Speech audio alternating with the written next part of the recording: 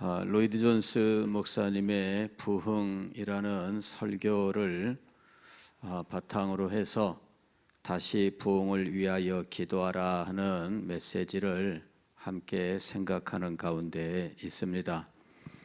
로이드 존스 목사님은 1859년에 있었던 웨일즈 대부흥 100주년을 맞이해서 다시 부흥이 있어야 한다라고 하는 이 일에 대하여 강력한 도전을 갖고 이 부흥 메시지를 전하게 되었던 것입니다. 그리고 이 부흥의 메시지를 통해서 수없이 많은 사람들이 하나님의 부흥을 오늘날도 소망하게 되는 놀라운 역사가 있게 되었습니다. 그래서 오늘 다시 우리는 코로나 시대를 이제 끝내는 시점에 와 있으면서 우리가 이전에 어떤 모습으로 회복되는 것이 아닌 하나님의 영광스러운 부흥으로 우리가 새롭게 되기를 소망하는 마음으로 이 메시지를 생각하고 있습니다. 더 나아가서 우리 시대가 우리에게 보여주고 있는 이 거대한 이 반항, 하나님께 대한 이 거부 혹은 이 하나님에 대한 이 반역, 이제 이러한 시대의 모습을 우리 교회가 어떻게 이길 수 있느냐? 인간의 지혜와 인간의 힘으로가 아닌 오직 하나님의 능력으로 이 모든 것들을 이길 수 있다라고 하는 이 성경의 메시지를 함께 생각하려고 하는 것입니다. 지금 로이드 존스는 우리가 읽은 이 출애굽기 33장의 말씀을 본문으로 해서 여러 번에 걸쳐서 부흥은 어떻게 일어나며 또 부흥이란 무엇인지에 대해서 말씀을 하고 있습니다. 본문은 이스라엘 백성들이 금송아지 사건을 통해 모세가 하나님의 말씀을 받기 위하여 시내산에 올라가 있는 동안 우상 숭배한 일을 배경으로 하고 있습니다. 이스라엘 백성들이 우상 숭배한 그 일은 참 무서운 죄였습니다. 하나님의 백성으로서 그들은 도저히 할 수 없는 일을 행했던 것입니다. 물론 그들은 금송아지를 놓고 이 금송아지가 하나님이다, 우리를 애굽 땅에서 인도하여 낸 여호와 하나님이다, 이렇게 이야기를 했습니다. 여호와 하나님을 믿는다고 주장한 겁니다. 그럼에도 불구하고 그들은 여호와 하나님께 대한 참된 신관을 갖고 있지 못했습니다. 하나님은 영이시니라고 하는 이 사실을 알지 못했던 겁니다. 결국은 형상을 만들고 그 앞에서 경배함으로 하나님께 대한 그들의 믿음이 깨어지고 말았던 것입니다. 이렇게 그들의 신관이 변질되어 버림으로 하나님께서는 그들을 버리십니다. 모세에게 하나님께서 말씀하시기를, 자, 이 백성은 이제 포기했다. 너와 네 후손을 인도할 터이니 너와 네 후손이 내 백성이 될 것이다 라고 말씀하십니다. 모세는 이 말씀을 받을 수가 없었어요. 어떻게 광야로 데리고 나온 이 백성들을 이제 이렇게 버릴 수가 있는가? 결국은 하나님 앞에 나아가서 기도를 드려요. 하나님, 차라리 저를 하나님의 생명책에서 지워주시고 이 백성을 다시금 살려주십시오. 하나님은 모세에게 너와 네 자손에게 그 땅을 주겠다, 이 백성은 이제 버린다, 이렇게 말씀하셨지만 모세는 하나님 앞에 나아가서 차라리 저를 생명책에서 지워주시고 이 백성을 살려주십시오. 자, 이 모세의 기도로부터 이스라엘 백성들이 다시 회복되는 일들이 시작되어 갔는데 그 과정을 로이드 존슨은 부흥의 과정으로 설명하고 있습니다. 이스라엘 백성들이 버림을 받은 상황에서 다시 회복되는 이 과정, 이 과정을 통해서 어떻게 하나님께서 다시 생명을 주셨는지, 다시 그들을 회복시키셨는지를 살펴보면서 이것이 바로 부흥이다, 이렇게 말씀하고 있는 것입니다. 이 백성들에게 하나님의 은혜가 다시 회복되는 이 일은 어떻게 일어났는가? 모세라는 사람의 결사적인 중보 기도 때문이었다라는 것입니다. 모세의 결사적인 중보 기도가 32장, 33장에 치열하게 진행되는 장면이 나오고 있습니다. 모세가 하나님 앞에 나아가서 하나님, 저와 제 자손에게 약속하신 땅을 주신다고요? 감사합니다. 이렇게 말씀하지 않았습니다. 차라리 저를 주님 책에서 지워주시고 이 백성을 살려주십시오. 이렇게 하나님 앞에 기도를 드린 겁니다. 그래 하나님께서 모세에게 한 발 양보를 하셔요. 그러면은 내 사자를 보낼 테니 너는 이 백성들을 이끌고 가나안 땅으로 가라, 이렇게 얘기하신 거죠. 그러면서 내가 내 사자를 너희 앞서 보낼 것이다, 이렇게 이야기합니다.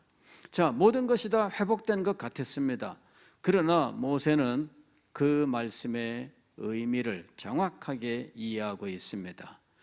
이것은 하나님께서 함께 가시지 않겠다는 말씀이구나. 사자를 네 앞서 보내겠다, 이렇게 말씀하신 이 말씀의 본질을 이해한 거예요. 그래서 모세는 그 말씀에 만족하지 않습니다. 더 나아가서 하나님 앞에 기도를 드리는데 그는 결국은 하나님께로부터 확답을 얻습니다. 내가 너와 함께 가겠다라는 확답을 얻고, 심지어는 함께 가겠다라는 하나님의 말씀에 확실한 증거까지 요구하여 하나님께로부터 증거까지 받는 자리에 나아갑니다. 그 과정이 모세의 치열한 기도의 과정이에요. 그래서 이 출애굽기 33장은 모세의 치열한 기도가 나오는데 우리는 이 기도를 정확하게 이해할 필요가 있습니다. 모세가 얼마나 간절한 마음을 가지고 단호한 자세를 가지고 하나님 앞에 나아갔는지, 어떻게 보면은 모세는 하나님 앞에서 정말 당돌하기 짝이 없는 인간으로서 어떻게 감히 하나님께 이렇게 말씀드릴 수 있을까 싶을 만큼의 그러한 모습을 보여주고 있습니다. 모세가 그렇게 하나님 앞에 나아가 기도할 수 있었던 이유는 그가 하나님께 은총을 받은 자라고 하는 확증을 받았기 때문입니다. 이미 전에 하나님께서 나는 너를 이름으로도 알고 너는 내게 은총을 받은 자다 라고 말씀하신 음성을 들었기 때문에 그는 내가 은총을 받았다면 하면서 하나님 앞에 나아가서 이렇게 말씀을 드리는 거예요. 엄청난 기도가 지금 진행되고 있습니다. 모세는 모든 백성들에게 모든 몸의 장식을 다 버리고 자기 몸을 단장하는 것을 다 버리고 하나님 앞에 겸비하게 준비하라, 이렇게 이야기를 하고 그리고는 회막을 향하여 나아갔던 것이지요. 지난주에 우리는 7절로 11절까지 말씀을 가지고 회막 앞에 나아가는 모세, 그리고 모세를 만나시는 하나님, 그리고 모세를 만나시는 하나님이 그곳에 계신다는 것을 구름기둥으로 증명해 보이신 장면들에 대해서 함께 생각을 하면서 이 백성들을 짊어지고 하나님 앞에 나아가는 한 사람의 이 기도에 대해서 생각을 했던 것입니다. 한 사람의 기도가 얼마나 큰 능력을 발휘할 수 있는지, 우리는 한 사람의 기도가 그 정도라면은 별로 큰 능력을 발휘하지 못할 것이라고 생각하기가 쉽습니다. 그러나 우리는 역사를 통해서 무엇보다도 이 성경을 통해서 한 사람의 기도가 하나님 앞에서 얼마나 큰 능력을 발휘하게 되는지를 보게 되는 것입니다. 모세는 하나님 앞에 홀로 나아갔습니다. 그리고 오늘 우리가 읽은 12절 이하의 말씀은 모세가 하나님 앞에 어떻게 기도하는지 기도의 내용이 쭉 나와 있는 거예요. 자, 한 사람의 기도. 지금 이 모세의 기도는 하나님에게 하나님과 논쟁하는 내용으로 되어 있어요. 그리고 이 논쟁을 통해서 하나님을 설득하고 그리하여 하나님의 은혜를 회복하게 되는 자리로 나아가고 있는 것이죠. 이 논쟁의 과정을 우리가 한번 살펴볼 필요가 있습니다. 12절 말씀 보면 모세가 여호와께 아뢰되, 모세가 드디어 이제 회막에 나아가서 하나님을 대면하고 하나님 앞에 지금 논쟁을 시작하는 거예요.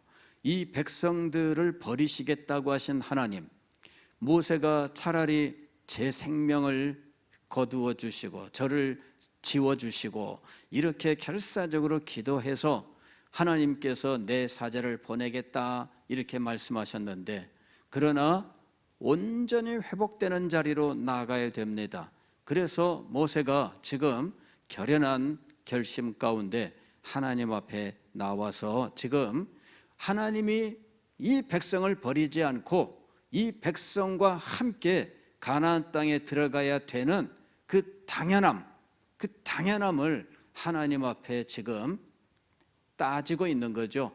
이 불순한 마음으로 따지는 것이 아니라 논쟁하는 거예요. 그러므로 하나님 이렇게 하실 수밖에 없지 않습니까? 이렇게 하나님 앞에 지금 논쟁하는 겁니다. 그리고 이 논쟁을 통해서 하나님을 설득하고 있는 것입니다. 자, 계속해서 보시면 이렇게 되어 있습니다. 보시옵소서, 주께서 내게 이 백성을 인도하여 올라가라 하시면서 나와 함께 보낼 자를 내게 지시하지 아니하시나이다. 지금 앞에서 32장 34절에서 하나님께서 모세에게 이렇게 말씀하셨습니다. 이제 가서 내가 네게 말한 곳으로 백성을 인도하라. 내 사자가 네 앞서 가리라. 내 사자가 네 앞서 가리라. 그런데 모세는 지금 하나님 앞에 와서 뭐라고 얘기하느냐면, 앞서가는 자가 아닌 함께 가는 자를 정해 주셔야 되는데, 이렇게 지금 하나님께 말씀하고 있는 거예요. 앞서가는 자가 아니라 하나님께서는 이 백성들 앞에 내 사자를 보내서 길을 인도할 터이니 내 사자를 따라가라 이렇게 얘기하신 거예요. 그러나 모세는 그 말씀이 가지고 있는 한계를 예민하게 느낀 겁니다. 이게 모세의 영적 통찰이에요. 그래서 그가 우리가 볼 때에는 이미 다 끝난 것처럼 이 정도면 됐지라고 생각할 상황입니다만은, 모세는 그 말씀의 본질을 이해하고 있어요. 그리고 하나님 앞에 나아가서, 하나님, 사자를 앞서 보내어 이 길을 인도하신다고 하셨는데 함께 갈 자는 정하지 않으셨습니다. 이렇게 얘기하고 있는 거예요. 함께 갈 자를 지시하지 아니하시나이다 이렇게 이야기하는 겁니다. 그래서 함께 갈 어떤 존재를 정해 주셔야 되겠습니다. 이렇게 하나님 앞에 말씀을 드리는 거예요. 자, 영적 통찰이 얼마나 중요한지를 알아야 돼요. 그냥 들을 때 우리는 다 똑같은 말 아닌가 이렇게 생각하기가 쉬워요. 그런데 영적 통찰은 그것의 차이를 예민하게 느끼는 겁니다. 아니, 그것이 얼마나 큰 차이인지를 인식하고 있는 거예요. 사자를 앞서 보내겠다라는 이 말에 현혹되어 가지고 하나님 알겠습니다, 감사합니다 이렇게 끝났더라면 어떻게 되었을까? 이건 너무나 아찔한 거예요. 모세는 그 말씀의 본질을 알고 하나님 앞에 이렇게 기도를 드린 겁니다. 하나님, 함께 갈 자는 지시하지 않으셨습니다. 그러면서 모세가 하나님 어떻게 하실지 알려주십시오, 이렇게 하나님 앞에 말씀을 드린 거예요. 여기 보게 되면은 13절 보면 이렇게 돼 있죠. 내가 참으로 주의 목전에 은총을 입어 싸우면 원하건대 주의 길을 내게 보이사 내게 주를 알리시고, 이렇게 주의 길을 내게 보이사 이렇게 이야기합니다. 이때 이 주의 길이라고 하는 것은 함께 보낼 자를 지시하지 아니하셨나이다. 그러므로 하나님 어떻게 하실지 내게 알려주십시오 라고 지금 말씀드리고 있는 거예요. 어떻게 하실 겁니까? 함께 보낼 자를 정해주지 아니하셨는데 하나님 어떻게 하실 것입니까? 어떻게 하실지 하나님 주의 길을 보여주십시오. 이렇게 하나님 앞에 더 한 걸음 나아가서 기도를 드리고 있는 겁니다. 그때 이렇게 기도할 수 있는 근거로서 내가 하나님 앞에 은총을 입었다라고 하나님 전에 말씀하지 않으셨습니까? 은총을 입었다면, 그렇다면 주님 어떻게 하실지를 말씀해 주세요. 이렇게 하나님 앞에 나아가서 기도를 드렸다라고 하는 것입니다. 이는 대단한 거예요. 그 미묘한 차이, 우리가 볼 때에는 별 차이가 없어 보이는 말씀이었는데 그것이 실상은 엄청난 차이라고 하는 것을 예민하게 인식하고 하나님 앞에 나아가서 기도를 드린 것입니다. 그리고 기도를 드릴 때에 그는 하나님께 은총을 입었다 전에 말씀하셨으니 제가 은총을 입었으면 저에게 답을 주세요. 저에게 답을 주세요. 어떻게 하실지 하나님 알려주십시오. 그러면서 하나님 앞에 간절하게 간청한 것이 뭐냐면은 13절 하반절 끝에 이 족속을 주의 백성으로 여기소서. 이 족속을 주의 백성으로 여기소서. 이렇게 하나님 앞에 결사적으로 기도를 드린 거예요. 그랬더니 하나님께서 뭐라고 말씀하시느냐 하면은 14절에 이렇게 말씀하십니다. 여호와께서 이르시되 내가 친히 가리라. 내가 친히 가리라. 너희 우리와 함께 보낼 자를 지정하지 않으셨습니다. 그랬더니 하나님은 누구를 지정할 것도 없이 내가 가겠다, 이렇게 말씀하신 거예요. 할렐루야. 여러분, 내 사자를 보내겠다라는 말과 내가 함께 가겠다라고 하는 이 말이 비로소 엄청난 차이가 있다는 것을 여기서 우리가 알 수 있는 겁니다. 모세는 그것을 느끼고 있었던 거예요. 그게 바로 그의 영적인 통찰을 보여주고 있는 겁니다. 결국은 하나님께로부터 이 답을 듣고 싶었던 거예요. 내가 너희와 함께 가겠다, 내가 함께 가겠다, 이 말을 듣고 싶었던 거죠. 하나님께서 이 말씀을 하셔야만 되는 겁니다.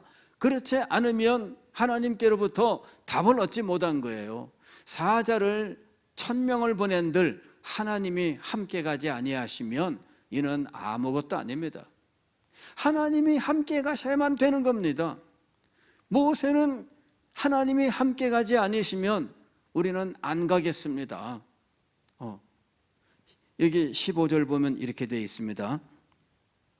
모세가 여호와께 아뢰되 주께서 친히 가지 아니하시려거든 우리를 이곳에서 올려보내지 마옵소서. 하나님이 내가 친히 함께 가리라 하고 말씀하셨는데 그럼에도 불구하고 뭐라 그래요? 다시 한번 더 하나님 앞에 확답을 듣고 싶은 거죠. 그래서 15절에서 주께서 친히 가지 아니하시려거든 우리를 이곳에서 올려보내지 마옵소서. 하나님은 모세가 지금 이 기도 가운데 얼마나 힘쓰고 애쓰고 있는지를 알고 계십니다. 그래서 14절 보면은 내가 친히 가리라 하시면서 내가 너를 쉬게 하리라 이렇게 말씀하셔요. 이제 안심하라 그 얘기예요. 이제 안심하라. 그런데도 불구하고 모세는 하나님 앞에 더 나아가서 함께 가지 아니하시려면, 하나님이 친히 우리와 함께하지 않으시려면 우리를 올려보내지 마시옵소서 이렇게 이야기합니다. 그러면서 하나님이 우리와 함께 하신다는 사실을 우리가 무엇으로 알릴까 이렇게 하나님 앞에 오히려 따져 묻고 있는 거예요. 얼마나 이 기도가 담대한 기도이며, 그리고 어찌 보게 되면은 맹랑하기 짝이 없는 기도인지 모릅니다. 그러나 모세는 이와 같은 영적 통찰과 또 하나님과 나눈 영적 교제 속에서 하나님께로부터 은혜를 입은 자라고 하는 확답을 받은 사람이기 때문에 이와 같이 기도할 수 있는 겁니다. 그냥 아무나 이런 식으로 흉내내서 하나님 앞에 맹랑하게 이렇게 해서는 안 된다라고 하는 것입니다. 왜 이제 몇 년 전에 그런 일이 있었잖아요. 무슨 서울에 이 집회를 하면서 어떤 목사님이 자기는 하나님과 얼마나 밀접한 기도 가운데 있는지 하면서 하나님께 대하여 함부로 말하는 이런 이야기를 하니까 사람들이 굉장히 어떻게 그럴 수 있는가, 이제 참 너무 못됐다, 이제 이런 식의 말들이 있었어요. 그분은 자기 스스로는 자기가 기도의 사람이니까 하나님과 친밀함이 다른 사람보다 더 높아서 모세 같은 위치에 올라가서 그렇게 말할 수 있는 것처럼 아마 했을지 몰라요. 그러나 아무나 흉내내면 안 됩니다. 아무나 흉내내면 안 됩니다. 가령 이런 거예요. 우리 고등학생 때 우리 밤에 이제 철야기도를 갔는데, 우리 고등부에서 철야기도를 갔는데 이 기도원에 이제 본당에 들어갈 때 우리 선배 한 사람이 어떻게 했느냐 그러면은 하나님 안녕하세요 이러면서 들어갔어요. 그래 저는 그걸 보면서 참 하나님 안녕하세요, 이게 우리가 생각하는 그런 모습이 아니잖아요. 그래서 상당히 좀 이상하게 생각을 했는데, 그분은 나중에 그러더라고. 하나님은 멀리 계신 분이 아니고 가까운 분이고 친밀한 분이시고 어쩌고 이렇게. 그러니까 다른 교회에서 온 분인데 거기서 아마 배웠던 것 같아요. 그런 식으로. 그 다음에 또 하나님 땡큐 이러더라고. 그래서 이 참 어디서 어떻게 배웠나 몰라도 아무나 흉내내면 안 된다. 아무나 흉내내면 안 된다. 다만 모세가 하나님 앞에 나아가서 감히 이와 같이 말씀드릴 수 있었던 것은 하나님의 은혜를 입은 사람으로서 하나님의 은혜에 의지하여 나간 거예요. 하나님의 은혜에 의지하여. 이게 중요한 겁니다. 하나님의 은혜를 의지하여. 우리가 예수님의 이름으로 기도합니다 할 때 이게 바로 그겁니다. 예수님께서 우리에게, 제자들에게 말씀하셨잖아요. 이제까지는 너희가 내 이름으로 기도하지 아니하였으나 이제부터는 내 이름으로 구하라 이렇게 말씀하셨습니다. 그래서 우리는 예수 그리스도의 이름으로 이렇게 늘 기도를 하고 있습니다. 이게 바로 모세가 하나님 앞에 은총을 입었사오면 하면서 기도하는 것과 같은 거예요. 그래서 우리는 예수 그리스도의 이름을 가지고 하나님께 나아가서 기도를 드리는데, 예수 그리스도의 이름에 그 은혜를 힘입고 나아가는 겁니다. 우리는 부족하기 짝이 없습니다. 우리는 연약합니다. 우리는 허물이 많습니다. 우리는 아무리 최고의 것을 준비했다 해도 그것은 부족할 수밖에 없고, 우리가 아무리 순결한 것을 준비했다 해도 그것은 흠이 있을 수밖에 없습니다. 그러나 우리가 예수 그리스도의 이름으로 나아간다면 하나님께서는 그 허물과 부족한 것에도 불구하고 우리를 용납하시고 우리의 기도를 들으시고 우리의 찬양을 들으시는 거예요. 이렇게 하나님의 은혜를 의지하여 나아가는 겁니다. 모세는 단지 개념이 아닌 하나님과의 친밀한 교제 속에서 하나님의 은혜에 대한 확실한 확신을 가지고 그 은혜를 의지하고 나아가서 기도를 드리는데, 하나님 앞에 확답을 지금 구하고 있는 겁니다. 확답을 구하고 있는 거예요. 사자를 보내겠다. 그래도 모세는 만족하지 않습니다. 그 정도는 아닙니다. 하나님 함께 보낼 자를 정해 주셔야 됩니다. 그랬더니 하나님께서는 뭐 누굴 지정할 것도 없고 내가 친히 가겠다 이렇게 말씀했습니다. 그랬더니 모세가 하나님께서 우리와 친히 함께하지 않으신다면 우리를 올려보낼 필요도 없습니다. 왜 그러냐면은 하나님이 함께하지 아니하시면 그 땅에 올라가는 여정은 반드시 실패할 것이기 때문이에요. 그건 뭐 당연한 겁니다. 하나님이 함께하지 않으시면 실패할 수밖에 없습니다. 모세는 그 일의 엄중함을 알고 있는 거예요. 이 과업이 얼마나 큰지 인간의 힘으로는 할 수 없다는 사실을 알고 있었던 거지요. 그래서 하나님이 함께 하심, 이것을 결사적으로 구했던 겁니다. 하나님이 함께 하셔야만 되는 겁니다. 그 일의 본질을 알아요.